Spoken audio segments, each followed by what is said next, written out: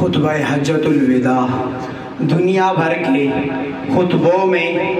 الگ شان رکھتا ہے۔ پیغمبر اسلام حضرت محمد صلی اللہ علیہ وسلم نے اس خطبے میں اسلام کا پورا منشور بیان فرما دیا ہے۔ یہ خطبہ عرفات کے میدان میں اس وقت دیا گیا جب 1,00,000 سے زائد جانثار آپ صلی اللہ علیہ وسلم کے صحابہ آپ کے روبرو موجود تھے۔ آپ صلی اللہ علیہ وسلم نے ارشاد فرمایا، اے لوگوں، جو کچھ کہوں اسے غور سے سنو، شاید آئندہ سال اور اس کے بعد پھر کبھی یہاں تم سے ملاقات نہ ہو سکے۔ پھر آپ علیہ الصلوۃ والسلام نے یہ بات فرمائی کہ حقیقی روشن خیالی کا ذکر کیا،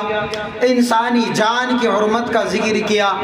ادائے امانت اور سود کی حرمت، قتل و قتال کی ممانعت، عمل صالح، حقوق زوجین کا تحفظ، گمراہی سے حفاظت، یہ ذکر کیے۔ تو پہلی بات جو حقیقی روشن خیالی کا ذکر کیا، دور حاضر میں روشن خیالی کا بڑا چرچا ہے۔ مسلمانوں کو رجعت پسند اور دنیا پرست ہونے کا طعنہ دیا جاتا ہے۔ رجعت پسند اور بنیاد پرست ہونے کا طعنہ دیا جاتا ہے، لیکن ہمارے نبی صلی اللہ علیہ وسلم نے جس روشن خیالی کا درس آج سے 1400 برس پہلے دیا تھا، اس کے مطابق دور حاضر کی روشن خیالی جہالت کا دوسرا نام ہے۔ جیسا کہ آج کی روشن خیالی کی تاریخ پر نظر دوڑائی جائے تو اس کی عمر تقریباً 200 سال ہے۔ اس کی ابتدا انقلاب فرانس سے ہوئی، جب یورپ نے اپنی تمام فرسودہ باتوں سے جان چھڑا لی اور اپنی روایات، اپنی تہذیب، حتیٰ کہ اپنے مذہب تک سے پیچھا چھڑا لیا، انسانی خواہشات کو اپنا حکمران بنا لیا اور پھر یہ کام کیے۔ مذہب ہر انسان کا ذاتی معاملہ ٹھہرا، قتل عام کو دہشت پسندی کے خلاف جنگ کا نام دے کر امن کے بخریے ادھیڑ دیے گئے۔ گھر کی ملکہ عورت کو پاکیزگی کی دہلیز سے کھینچ کر قلبوں کے میدان میں کھڑا کر دیا گیا اور اسے حقوق نسواں کا حسین عنوان دیا گیا، نیز اسے پیسہ کمانے کی مشین بنا دیا۔ عریانی فحاشی کا نام کلچر رکھ دیا گیا، سود کو منافع اور پروفٹ کا نام دے کر بینکوں کا کاروبار بڑھا دیا گیا، نیز سرمایہ دارانہ نظام کو ورلڈ آرڈر کا نام دے کر دنیا پر ٹھوسنے کی کوشش کی گئی۔ انسانی اخلاق کی قدر و قیمت گرا دی گئی، ہر مسئلے کا حل روپیہ کمانا ٹھہرا، خیانت اور دھوکے بازی کو سیاست کی پکنک میں دنیا کے سامنے پیش کیا گیا۔ یہ تھی مغرب کی روشن خیالی، یہ تھا مغرب کی روشن خیالی کا تصور، جبکہ ہمارے پیغمبر صلی اللہ علیہ وسلم نے 1400 سال پہلے ان تمام اقدار کو اپنے قدموں تلے رونتے ہوئے فرمایا تھا، میں نے جاہلیت کی تمام روایات اپنے قدموں تلے رون دی ہے۔ اس ایک جملے میں آپ نے شرک، زنا، جوا، سود، بے حیائی، قتل، حق تلفی، تمام جاہلی معاملات کو یکسر ختم فرما دیا۔ مسلمانوں کے یہاں روشن خیالی رب ذوالجلال کے حکم کے سامنے اپنی خواہشات کو دوا دینے کا نام ہے، جبکہ اہل مغرب کے نزدیک معاشرے میں جنم لینے والے منتشر خیالات روشن خیالی ہے۔ چنانچہ وہ ایسی اشیاء کو قانون کا حصہ بنا لیتے ہیں اگرچہ اخلاقی اعتبار سے کتنی ہی گری ہوئی ہو، جیسے ہم جنس پرستی کے جواز کا قانون۔ دوسری چیز جسے اہل مغرب اپنے لیے فخر کی چیز سمجھتے ہیں، وہ ہے دہشت گردی کے خلاف قتل عام، جبکہ ہمارے نبی صلی اللہ علیہ وسلم نے اس کے بارے میں بھی لائحہ عمل تجویز فرما دیا ہے، لوگوں تم پر ایک دوسرے کی جان و مال تا قیامت حرام ہے۔ اس طرح آج کے دن اور اس مہینے ذوالحجہ میں ایک دوسرے کی بے حرمتی نہیں کرتے۔ آپ علیہ السلام نے دوسرے مذاہب کے افراد، خواتین، بچے، بوڑھے، حتیٰ کہ زمینوں اور فصلوں تک کے حقوق متعین فرما دیے اور انہیں بلا ضرورت کاٹنے اور جلانے سے منع فرما دیا۔ فتح مکہ کے عظیم موقع پر اپنے جانی دشمنوں کو لا تثریب علیکم اليوم، آج تم سے کوئی مواخذہ نہیں ہوگا، اس کی خوشخبریوں سے نوازا۔ حتیٰ کہ اپنے دشمن امیہ بن خلف کے بیٹے ربیعہ کو اسی خطبہ حجۃ الوداع کا مکبر بنا دیا۔ چنانچہ آپ صلی اللہ علیہ وسلم کا یہ خطبہ بلند آواز سے لوگوں تک انہی ربیعہ نے پہنچایا۔ جبکہ تصویر کے دوسرے رخ کا جائزہ لے تو دنیا کے بڑے بڑے انقلابات میں کروڑوں انسان امن کی بھینٹ چڑھ گئے۔ انقلاب فرانس میں لاکھوں انسان قتل ہوئے، پہلی جنگ عظیم میں کم از کم 1 کروڑ انسان قتل ہوئے،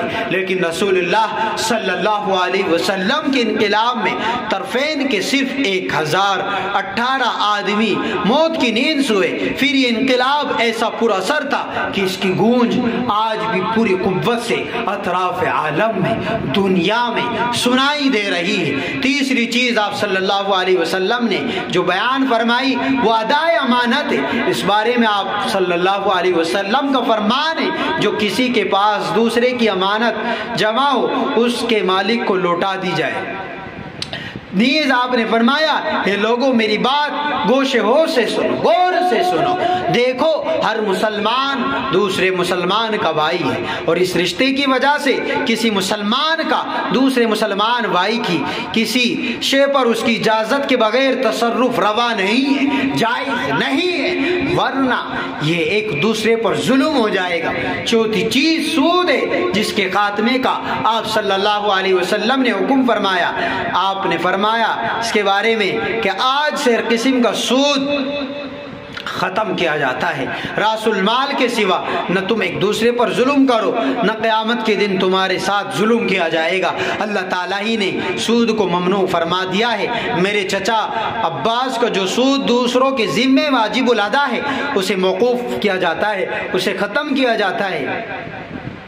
پانچویں چیز جس کا ذکر آپ نے اپنے خطبے میں اسی خطبہ حجۃ الوداع میں فرمایا وہ قتل و قتال کی حرمت ہے۔ چنانچہ آپ نے اپنے گھر سے اس کی ابتدا کرتے ہوئے ارشاد فرمایا، جاہلیت کے مقتولین کا قصاص اور دیت دونوں کالعدم قرار دی جاتی ہے، دونوں ختم کی جاتی ہے۔ سب سے پہلے میں ہی بنو ہاشم کے ایک بچے ابن ربیعہ بن عارث بن عبد المطلب کا بدلہ اور دیت معاف کرتا ہوں۔ نیز یہ بھی فرمایا، اے لوگوں تم پر ایک دوسرے کی جان اسی طرح مال ہر ایک قیامت تک حرام ہے، جیسا کہ آج کے دن اور اس مہینہ ذوالحجہ میں تم کسی کی بے حرمتی نہیں کر سکتے۔ چھٹی چیز جس کا تذکرہ آپ نے اس خطبے میں فرمایا اخلاق حسنہ، تقوی اور اعمال صالحہ ہے۔ رسول اللہ صلی اللہ علیہ وسلم نے خطبہ حجۃ الوداع دیتے ہوئے اس بات کی طرف نشاندہی فرمائی کہ غور سے سنیے، اب عرب میں شیطان کی پرستش نہ کی جائے گی، لیکن اس کی پرستاری کی بجائے اگر شیطان کی صرف اطاعت ہی کی گئی تب بھی وہ بہت خوش ہوگا، اس لیے دینی امور میں شیطانی وساوس کو اپنے قریب نہ آنے دو۔ نیز آپ نے فرمایا، لوگوں تمہارا رب ایک، تمہارا باپ بھی ایک، کسی عربی کو کسی اجمی پر، کسی اجمی کو کسی عربی پر فضیلت نہیں ہے، کسی کالے کو کسی گورے پر اور کسی گورے کو کسی کالے پر فضیلت نہیں ہے۔ ہاں اگر فضیلت ہے تو تقوی کی بنیاد پر ایک دوسرے پر فضیلت ہو سکتی ہے۔ اسلام کے اسی سنہرے اصول کی وجہ سے بلال حبشی کو سیدنا بلال کہہ کر پکارا گیا، اور عطا بن ابی رباح جیسے سادہ شکل والے کے سامنے امیر المؤمنین سلیمان بن عبد الملک بزان و تلمس کرنا فخر سمجھتے تھے۔ ایک اجمی النسل محمد بن اسماعیل بخاری کو امیر المؤمنین فی الحدیث کہا گیا، اور ایک فارسی النسل نسل امام غزالی کے فلسفے کی دھوم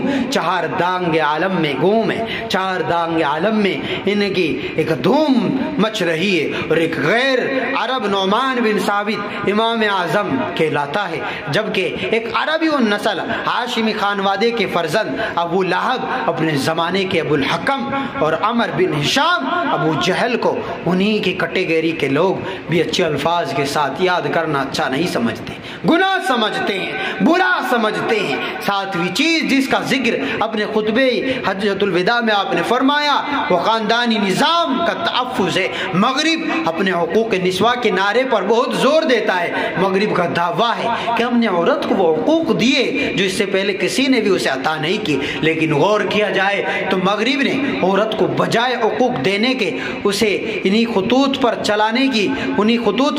کی کوشش کی جنہیں اسلام نے 1400 سال پہلے جہالت کہہ کر پاؤں تلے رون ڈالا تھا۔ ذرا غور فرمائے، مغرب عورت کو گھر کی دہلیز سے کھینچ کر سر بازار لے آیا ہے۔ مغربی مفکرین مبصرین نے عورت کو مرد کے ہم پلہ قرار دیا، نتیجتاً مغرب نے عورت سے اس پر دو گنا بوجھ لاد دیا ہے۔ ایک تو بوجھ وہ ہے جو اس پر فطرتاً مسلط ہے، یعنی گھریلو امور کی نگرانی اور ذمہ داری، بچے جننا، ان کی پرورش کرنا، یہ کام مرد نہیں کر سکتا۔ دوسرا بوجھ کمائی کرنا، نوکریاں کرنا،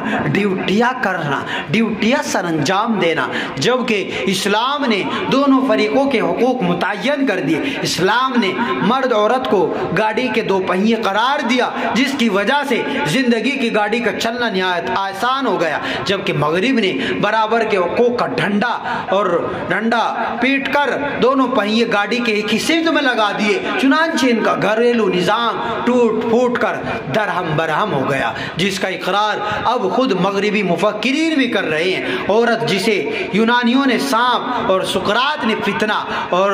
ایک نے تو شیطانی آلہ اور یوں انا نے شر کی بیٹی اور امن و سلامتی کی دشمن لکھا، جب گھر سے باہر نکلی تو اپنی حشر سامانیوں کی سمیت نکلی، مردوں کے سفلی جذبات کی تسکین ہوئی، بے حیائی نے جڑ پکڑی،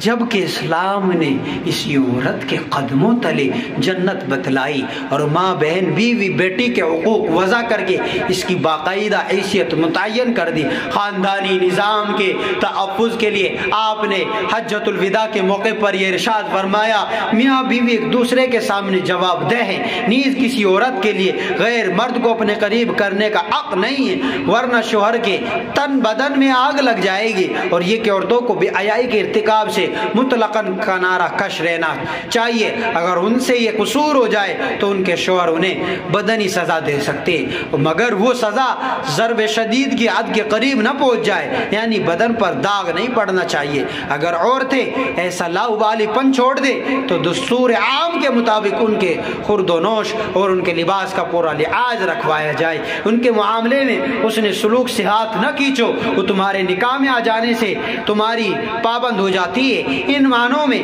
اپنے نفس کی مالک نہیں رہتی، لیکن تم بھی خیال رکھو کہ آخر کلمہ ایجاب و قبول کے ساتھ ہی تم نے اللہ کی اس امانت کو اپنی تحویل میں لیا ہے اور انہی کلمات کے ساتھ انہیں خود پر حلال کیا ہے۔ رسول اللہ صلی اللہ علیہ وسلم نے اپنے خطبے کے آخر میں اپنی امت کو گمراہ ہونے سے بچانے کے لیے یہ جملہ ارشاد فرمائے، لوگوں غور سے سنو، جو کچھ تم سے کہہ رہا ہوں اس کی وضاحت کے لیے جو چیزیں چھوڑے جا رہا ہوں، اگر تم اسے مضبوطی کے ساتھ پکڑے رہو گے تو کبھی ٹھوکر نہ کھاؤ گے، گمراہ نہ ہوگے۔ وہ چیز بجائے خود نہایت واضح ہے، اور وہ ہے خدا کی کتاب، اللہ کا قرآن اور رسول صلی اللہ علیہ وسلم کی سیرت، سنت، قرآن اور حضور کی سیرت، کتاب اللہ، سنت رسول اللہ۔ یہ ایک ایسی چیز ہے جس پر عمل کر کے کوئی بھی فتنہ اور کوئی بھی شر اس کے قریب نہیں آ سکتا۔ فتنوں اور شرور سے آدمی کی حفاظت ہو سکتی ہے، جنت کا راستہ وہ آدمی آرام سے پا سکتا ہے۔ سب سے آخری میں آپ نے فرمایا، اے اللہ تو سن رہا ہے، میں نے اپنا فرض ادا کر دیا، اور ہر طرف سے آوازیں بلند ہوئی، اللہم اشہد، اللہم اشہد، اے اللہ میں گواہی دیتا ہوں کہ رسول اللہ نے اپنا فرض نبھا دیا، اپنا فرض ادا کر دیا۔ میرے بھائیوں، اب ہمارے لیے سوچنے کی بات یہ ہے کہ ہم اس پر کتنے عمل پیرا ہوتے ہیں اور کتنا ہم نے پس پش ڈال دیا۔ اللہ تعالی ہمیں مکمل طریقے سے عمل کرنے کی توفیق عطا فرمائے۔